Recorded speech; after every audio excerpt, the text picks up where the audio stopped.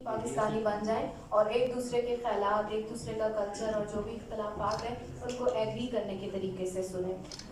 سفیر اللہ خان، آپ کچھ سنانا چاہیں تو ضرور۔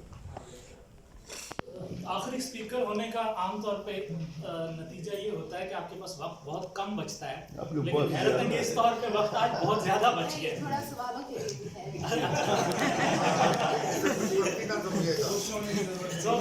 ایک دو باتیں میں پہلے کرنا چاہتا ہوں۔ یار مائک کے بغیر میری آواز آنی چاہیے۔ اچھا کیمرے کے لیے، چلے کیمرے کے لیے میں کر لیتا ہوں۔ اچھا ایک دو باتیں میں شروع میں جو کرنا چاہ رہا ہوں، میرا تعلق پختونخوا سے ہے، ضلع کوہاٹ سے، میری مادری زبان پشتو ہے، اور میرا خیال ہے یہ تجربہ جو میں شیئر کرنے جا رہا ہوں یہ تقریباً بہت سے اور لوگوں کا بھی ہوگا کہ میری ماں ایک وہ جو چٹا ان پڑھ کہتے ہیں اس طرح ہے، چٹی ان پڑھ ہے، میرا باپ بیئرلی لٹریٹ آدمی ہے، اور میری بہت ساری زندگی جو ہے وہ پنجاب میں گزری ہے۔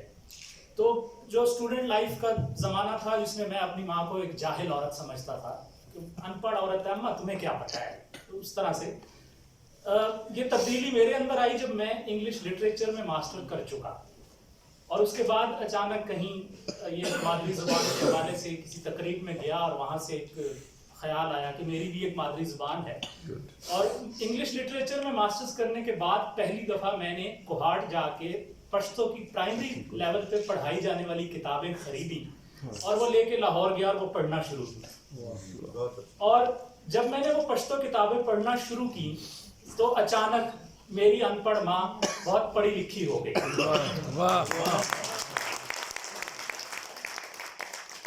اس کی وجہ یہ تھی کہ پشتو کتاب میں جب مجھے کوئی لفظ سمجھ میں نہیں آتا تھا تو میں اپنی ماں کو فون کر کے پوچھ لیتا تھا کہ اماں اس کا کیا مطلب ہے، اور وہ ماں مجھے بتاتی تھی کہ بیٹا اس کا یہ مطلب ہے۔ تو ایک بات یہ تھی۔ دوسری بات جو میں کرنا چاہ رہا ہوں، فوزیہ سے میری جب ان کی ڈائریکٹر جنرل بن گئی تو میری ان سے ملاقات ہوئی، تو ان کا 2 سال ہے، اس میں کر لو جو کرنا ہے۔ میری بہت خواہش تھی، ہمیشہ سے رہی ہے کہ میں اردو کے علاوہ، میں تھیٹر کرتا ہوں، تعارف میں آخر آپ کو بتایا گیا تھا، تو اردو کے علاوہ جو پاکستان کی زبانیں ہیں ان میں بھی تھیٹر کیا جائے۔ میں جن زبانوں میں تھیٹر کر سکتا ہوں، جن کو سمجھتا ہوں، وہ پشتو، پنجابی، سرائکی اور سندھی کی بہت اچھی سمجھ نہیں ہے، لیکن میرا خیال ہے کہ میں سندھی ڈرامہ بھی ڈائریکٹ کر سکتا ہوں۔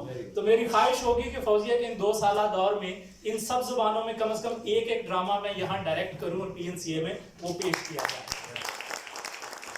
اور اس کے لیے مجھے ان زبانوں کے ادیبوں کی بہت ساری مدد چاہیے ہوگی کہ جو اسکرپٹ سلیکشن ہے اور اس حوالے سے کام ہے کہ کون سا اسکرپٹ اٹھایا جائے اور کس ڈرامے کو جو ہے تو پروڈیوس کیا جائے۔ تو اس کمٹمنٹ کے ساتھ زیادہ وقت نہیں لوں گا، سوال جواب کا بھی وقت ہے۔ 2-3 چیزیں جو میں نے آپ کو پڑھ کے سنانی ہیں اس کا میں اوور ویو آپ کو دے دیتا ہوں۔ 2 پشتو نظموں کا اردو ترجمہ ہے، اجمل خٹک صاحب کی اور غنی خان بابا کی، اور ایک میں پنجابی سے ایک ٹکڑا سناؤں گا، اور پھر ایک ٹکڑا میں شیخ ایاز صاحب کے خطوں میں سے ایک اقتباس آپ کو سناؤں گا۔ آغاز میں اپنی مادری زبان سے کرتا ہوں۔ اجمل خٹک بابا کی ایک نظم ہے، جنت کیا ہے، اور یہ ایک نثری ترجمہ ہے، منظوم ترجمہ نہیں ہے۔ عرض کیا ہے کہ میں نے ایک مولوی سے پوچھا جنت کیا ہے، میں نے ایک مولوی سے پوچھا جنت کیا ہے، اس نے اپنی داڑھی میں انگلیاں پھیرتے ہوئے کہا تازہ پھل اور دودھ کا دریا۔ پاس ہی ایک طالب علم بیٹھا تھا، میں نے اس سے پوچھا تم کیا کہتے ہو، وہ زلیخا کی کتاب بند کر کے بولا خوبصورت عورتیں جنہوں نے ہار سنگھار کر رکھا ہو۔ ایک شیخ صاحب پاس کھڑے تسبیح پھیر رہے تھے، انہوں نے اپنی داڑھی کھجائی اور طالب علم سے بولے نہیں ایسا نہیں، جنت تو غلمان ہے اور آسمانی موسیقی ہے۔ ایک خان صاحب نے لمبے سجدے سے سر اٹھایا تو میں نے پوچھا خان صاحب آپ کیا کہتے ہیں، اس نے اپنی پگڑی درست کی اور بولا عالی شان بنگلہ جو خوشبوؤں سے مہک رہا ہو۔ قریب ہی ایک مزدور کھڑا تھا جس نے پھٹے پرانے کپڑے پہن رکھے تھے، میں نے اس سے پوچھا تمہیں کیا پتا ہے کہ جنت کیا ہے، اس نے ماتھے سے پسینہ پوچھا اور یوں گویا ہوا پیٹ بھر کر کھانا اور بے فکری کی نیند۔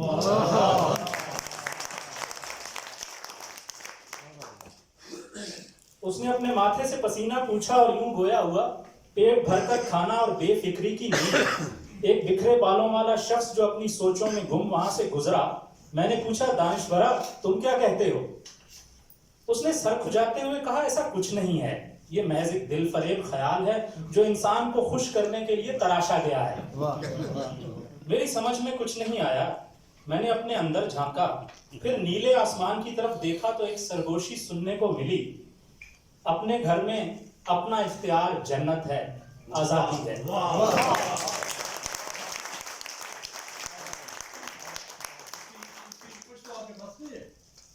نہیں ابھی.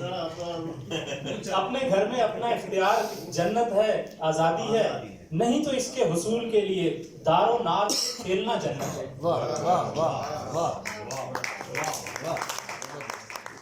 بہت شکریہ. دوسری نظم ہے, میں زیادہ صفحے پلٹ گیا ہوں. غنی خان بابا کی. غنی خان بابا کا آپ لوگ جانتے ہی ہیں کہ ایک بہت بڑے سیاسی گھرانے سے ان کا تعلق تھا, لیکن وہ سیاست کی طرف نہیں آئے, اور میرا خیال ہے اس نظم میں انہوں نے یہ واضح کیا ہے کہ وہ کیوں نہیں آئے. اس کا عنوان ہے بادشاہی.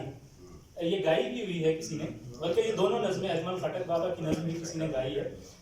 بادشاہی تو بلکہ ایک ینگ سے نوجوان ہیں جنہوں نے گائی ہے, اور بہت خوبصورت گائی ہے, مجھے بہت پسند ہے. بادشاہی, بادشاہی, حکومت, بادشاہت. کہتے ہیں دنیا کی بادشاہی کا کیا کروں گا, دنیا کی بادشاہی کا کیا کروں گا, انصاف کرنا بہت مشکل کام ہے, کہیں کچھ کمی بیشی کر بیٹھوں گا. خدایا تو نے اگر دے دی مجھے بادشاہت کل جہان کی, میں اسے باہر پھینک دوں گا جیسے لوگ کوڑا پھینک دیتے ہیں. خدایا تو نے اگر دے دی مجھے بادشاہت کل جہان کی, میں اسے باہر پھینک دوں گا جیسے لوگ کوڑا پھینک دیتے ہیں. مجھے تو بس دے دو چند پھول اور ایک نازک سا محبوب. مجھے تو دے دو بس چند پھول اور ایک نازک سا محبوب, ایک چھوٹا سا باغیچہ جس کے دامن میں دریا بہتا ہو, جس کے کنارے کسی درخت کی چھاؤں میں بیٹھا رہوں اور مزے مزے سے لکھتا رہوں مزے مزے کی غزلیں.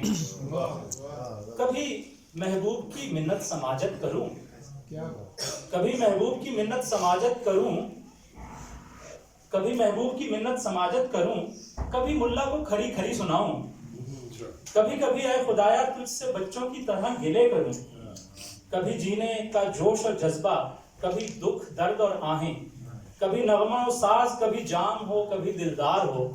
دنیا کی بادشاہی کا کیا کروں گا, انصاف کرنا بہت مشکل کام ہے, کہیں کچھ کمی بیشی کر بیٹھوں گا.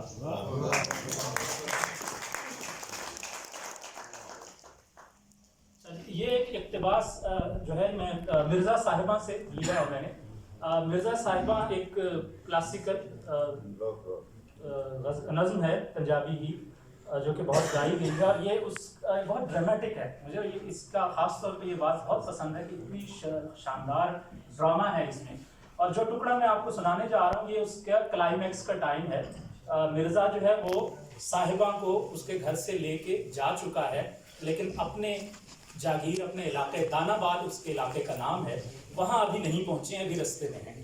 اور اس کی ایک اور بات جو وضاحت شاید ضروری ہے کہ اس خاص طور پر اس اقتباس میں آپ کو مرزا صاحبہ کے اپنے اندر جو ایک جنگ چل رہی ہے وہ سامنے نظر آتی ہے, کیونکہ ہم بیک وقت بہت سے لوگوں سے محبت کرتے ہیں, اور بعض دفعہ یہ صورتحال ہمارے سامنے کھڑی ہو جاتی ہے کہ ہم جن لوگوں سے بہت پیار کرتے ہیں وہ آپس میں ایک دوسرے کے خلاف کھڑے ہو جاتے ہیں, اور اس وقت ہمارے لیے بہت مشکل ہو جاتا ہے کہ ہم کس کا ساتھ دیں. تو مرزا اس وقت ایک ایسی صاحبہ اس وقت ایک ایسی صورتحال کا شکار ہے کہ جس میں مرزا اسے لے کے نکل آیا ہے, اور اس کے بھائی یقیناً ان کے پیچھے آ رہے ہیں, اور اس کو ڈر ہے کہ ان دونوں کی آپس میں مٹ بھیڑ نہ ہو جائے, کیونکہ اس کا نتیجہ کیا ہوگا وہ سب کے سامنے ہے. تو رستے میں ایک جگہ درختوں کا جھنڈ دیکھ کے مرزا کہتا ہے, دیکھو تو یہ درختوں کا جھنڈ, کتنی شاندار چھاؤں ہے ان کی, گھوڑی کو اتنی دوپہر میں کیوں خوار کرے, ہم سپہر تک دان آباد پہنچ ہی جائیں گے. صاحبہ تمہیں نیند کی پڑی ہے اور مجھے وسوسوں نے گھیرا ہے, یوں تو تم چودھری ہو دان آباد کے, مگر میرے عشق نے تمہیں چور بنا دیا ہے. تمہیں خدا کا واسطہ ہے گھوڑی مت روکو, مت روکو گھوڑی مت روکو. مرزا, اور یہاں مرزا کا غرور آپ کو بڑا واضح نظر آئے گا. ارے تم سو جاؤ بے فکر ہو کر, کیوں ہوتی ہو دلگیر, یہ ہمارا اپنا علاقہ ہے, یہ سامنے تو دان آباد ہے, بے فکر ہو جاؤ, نوشہ پیر کی دعائیں میرے ساتھ ہیں. میں نے جب سے گھوڑ سواری شروع کی ہے میرا ہاتھ کبھی لرزا نہیں ہے. میرے ہاتھ میں جو یہ کمان ہے یہ اندھیر مچا دیتی ہے، اس میں یہ لال سنہری تیر ہے، جب میں بسم اللہ پڑھ کر یہ تیر کسی کو مارتا ہوں تو خدا کی قسم اس کا دھڑ چیر کے رکھ دیتا ہوں۔ مجھے بہت مدت سے انتظار ہے، ہاں بہت مدت سے انتظار ہے کہ تمہارے بھائیوں سے میرا سامنا ہو، دیکھو تو صحیح کتنا دم ہے ان میں۔ صاحبان، یوں تو ہر درد ہی تکلیف دہ ہوتا ہے، یوں تو ہر درد ہی تکلیف دہ ہوتا ہے، مگر بھائیوں کا درد ہر درد سے سوا ہے۔ اوے جڈا، تو بیٹوں کی موت کو بھلایا نہیں جا سکتا، چاہے وہ بڑھاپے کو پہنچ کر مرے۔ پتہ نہیں وہ بہنیں کیوں کر جیتی ہیں جن کے بھائی مر جاتے ہیں، کیسے جیتی ہیں؟ مجھ پر دیسم کو کیا بخشنا، کیوں بخشنا؟ ایک تیر میرے دل میں بھی اتار دے، ایک تیر میرے دل میں بھی اتار دے۔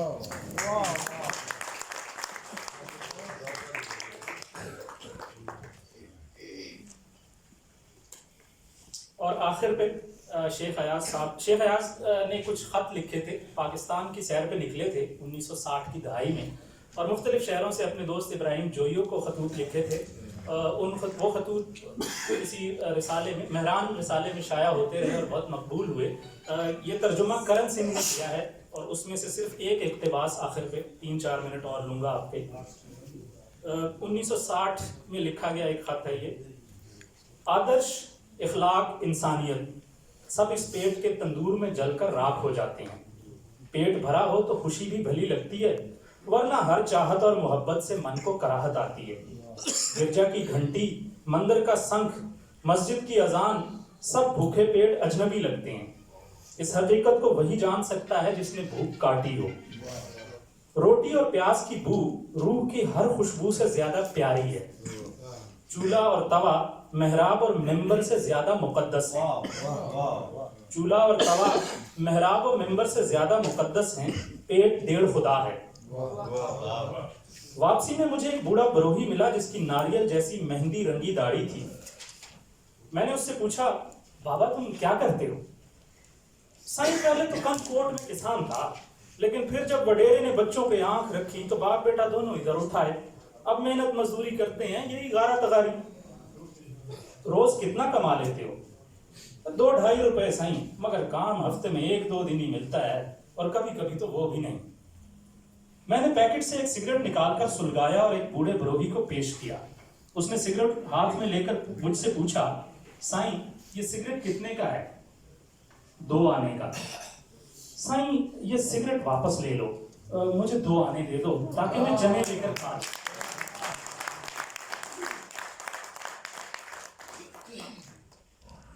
سائیں یہ سگریٹ واپس لے لو، مجھے 2 آنے دے دو تاکہ میں چنے لے کر کھا لوں، میں رات سے بھوکا ہوں۔ بھائی ایسے واقعات بہت عام ہیں، ان میں کوئی رومانویت نہیں ہے اور نہ ہی یہ کسی ادیب کے لیے دلچسپی کا باعث بن سکتے ہیں، مگر میں کیا کروں، میرے تصور کا گلے لالہ زندگی کے لیر و لیر دامن کو چھپا نہیں سکتا۔ روزانہ ایسے واقعات دیکھ کر میرا دل بھر آتا ہے۔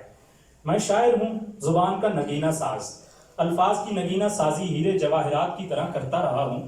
میں نے زندگی کی زلف دراز میں گلاب کے پھول لگائے ہیں اور ان کے منہ کو شبنم سے دھویا ہے۔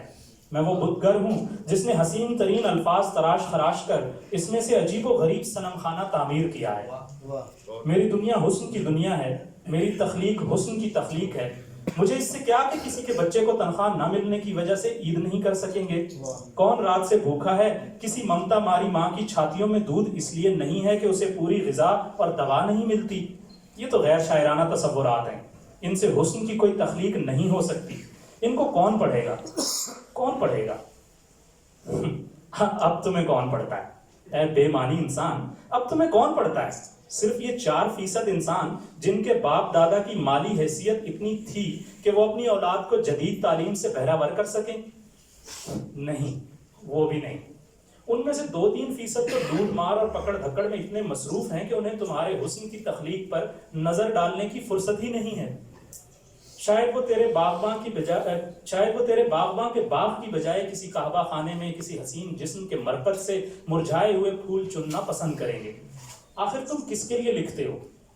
لیکن اگر میں انسان کی بھوک پیاس اور دکھ سکھ کے بارے میں لکھوں تب بھی مجھے یہی تعلیم یافتہ سرمایہ دار اور اعلیٰ متوسط طبقہ ہی پڑھ سکے گا؟ نہیں، ایسے ادبی تخلیق کو ان میں سے کوئی بھی نہیں پڑھے گا, کوئی بھی نہیں, بقیہ 1% بھی نہیں, تو پھر میں کس کے لیے لکھوں؟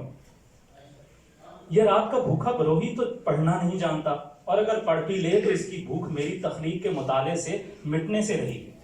قلم, اس وقت پورے مشرق میں قلم کی کوئی اہمیت نہیں. قلم انسان کی بھوک نہیں مٹا سکتا. اس بھوک کو مٹانے کے لیے اگر تم حالات سے ٹکر نہیں لیتے تو اے قلم کار, تم بھی زندگی کے عظیم گناہ گاروں میں سے ہو, اور روز حساب تم بھی کسی معافی کے مستحق نہیں ہو.